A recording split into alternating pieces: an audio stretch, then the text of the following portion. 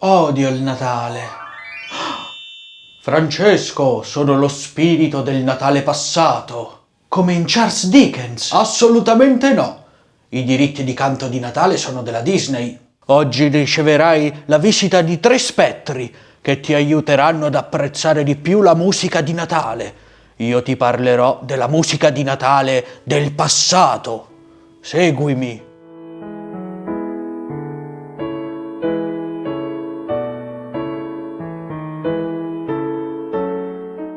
Uno dei più antichi canti natalizi occidentali è Puer Natus, un gregoriano, ossia la monodia cristiana medievale. Osservate questo meraviglioso manoscritto del XIII secolo. Questa è la chiave di Do.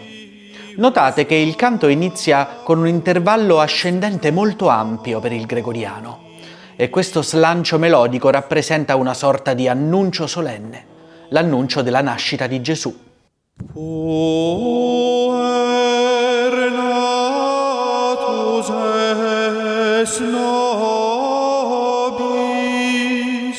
et filius datus est nobis.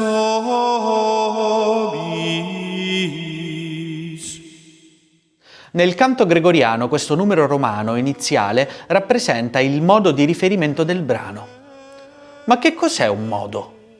Nella musica di oggi noi usiamo 2 modi, il maggiore e il minore. Ecco il maggiore, ha le sue caratteristiche. Questa è la nota principale, sotto c'è un semitono, la sensibile, e sopra la terza maggiore. Queste caratteristiche conferiscono al modo maggiore il suo tipico sapore musicale. No no no no no no no no no no no no no no no no. Ma nel gregoriano c'erano molti più modi, 8. Ecco il dorico. Sotto alla nota principale, che in gregoriano si chiama finalis, abbiamo un tono e sopra una terza minore. No no no no no no no no no no no no no no no no. Questo è il modo dorico che nella teoria medievale veniva chiamato primo modo e veniva descritto come grave e solenne. Ma Puer Natus invece è scritto nel settimo modo, che veniva descritto come angelico. È il misolidio. La finalis, la nota principale, è sol, sotto c'è un tono e sopra una terza maggiore. No no no no no no no no no no no no no no no. Ho cercato di farvi capire i modi dal punto di vista del nostro orecchio musicale moderno, anche se nel Medioevo i modi funzionavano in tutt'altro modo, dal punto di vista melodico. Modo. Notate come in Puer Natus viene connotata la parola imperium, dominio. È il culmine melodico del brano, la nota più alta toccata dalla melodia e anche quella più direttamente collegata con il sapore caratteristico del modo. Questo connota in maniera regale il concetto di imperium. Cuius imperium.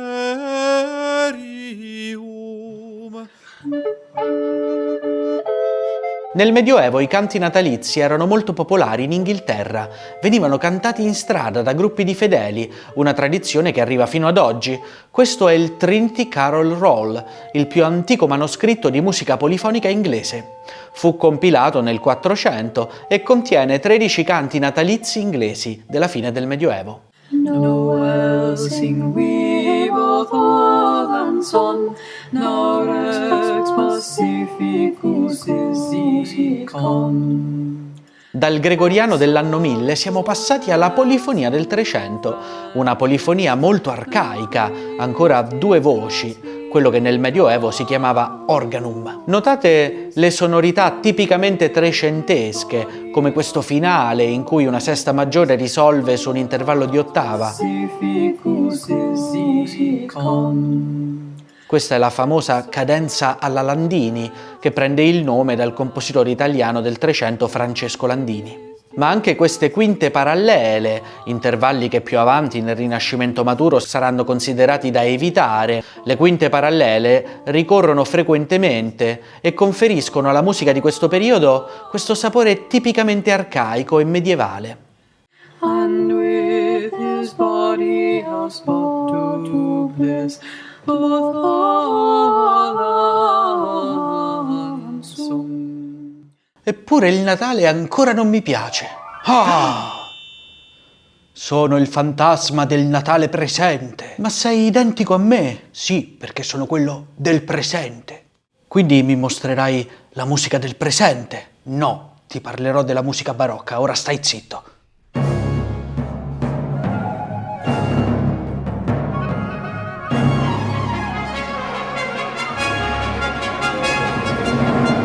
Lipsia, 1734. Bach compone il suo Oratorio di Natale, un ciclo imponente di 6 cantate da eseguirsi nel periodo natalizio. La prima cantata è dedicata proprio alla nascita di Gesù. Andava eseguita il 25 dicembre. Si apre con un annuncio trionfale, un ritmo marziale scandito dai timpani.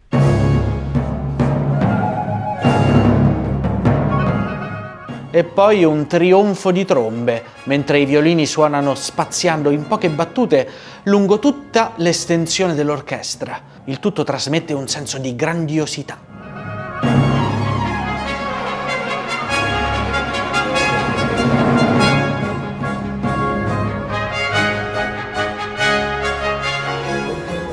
E connota in questo modo la nascita di Cristo come un grande annuncio.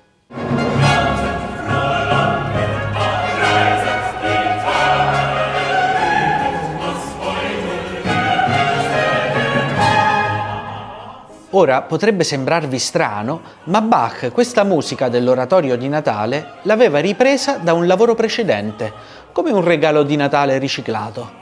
Al tempo però era normale, si chiamava parodia. Questo incipit grandioso era ripreso da una cantata profana scritta l'anno prima per festeggiare il compleanno della moglie del re di Polonia. La seconda cantata dell'oratorio di Natale è dedicata invece all'annuncio ai pastori.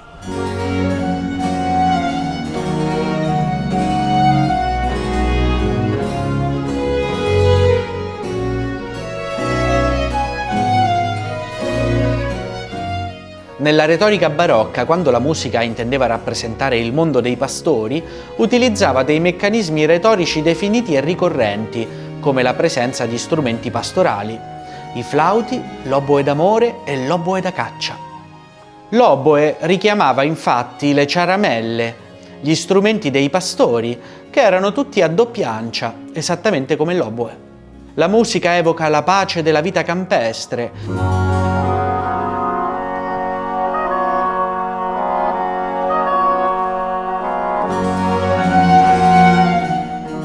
il ritmo è quello ternario di 12 ottavi, ritmo detto alla siciliana, e questo è un altro modo della musica barocca di alludere al mondo pastorale. Notate queste lunghe note tenute. Sono un altro tipico gesto musicale legato ai pastori, infatti richiamano i lunghi bordoni delle zampogne, strumenti associati al Natale e ai pastori.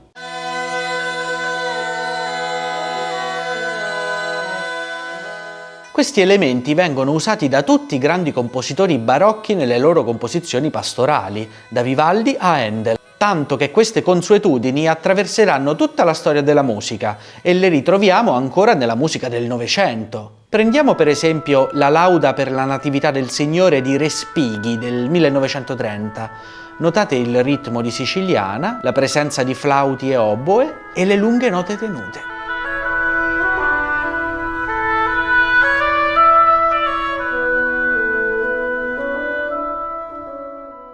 Oh, no. Sono il fantasma del Natale futuro. Sono molto simile a te, ma appena un po' nel futuro. Quindi saprò com'è la musica del futuro? No, non abbiamo budget per quello. Ti parlerò della musica dell'Ottocento.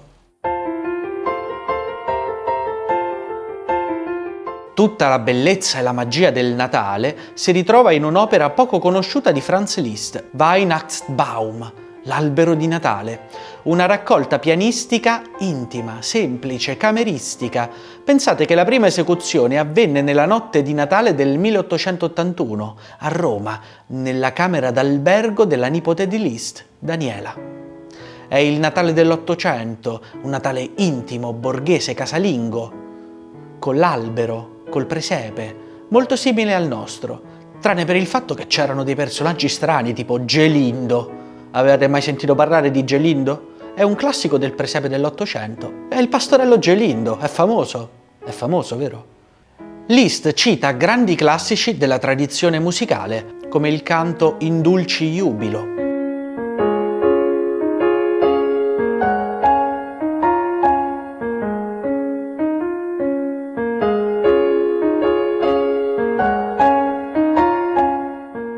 Questo canto natalizio compariva già nelle Pie Canciones del 1582, una delle prime raccolte europee di musica natalizia. Un canto molto antico, quindi.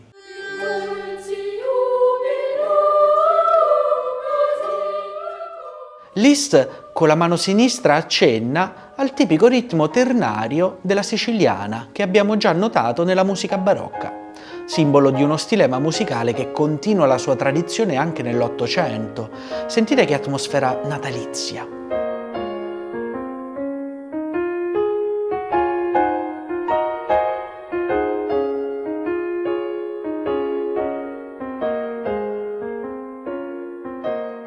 Ma non ci sono solo canti natalizi variati, ci sono anche momenti di ispirazione natalizia, come Le campane della sera, che si apre con un'atmosfera già debussiana e impressionista, tipica dell'ultimo Liszt.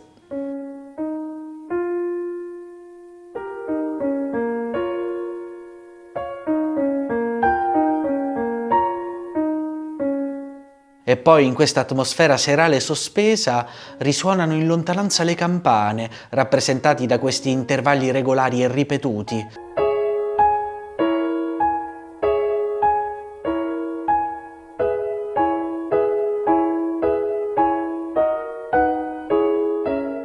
Naturalmente c'è il brano dedicato alle luci di Natale, le candele che illuminano l'albero, con la loro vivacità.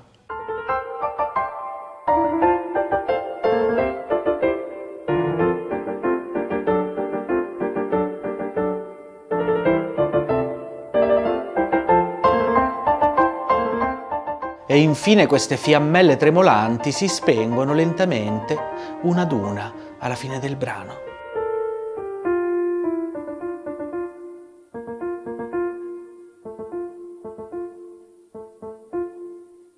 Ci ho ripensato, forse il Natale non è così tanto male. Se non altro c'è un sacco di bella musica da ascoltare. Un saluto, al prossimo video, ciao ciao!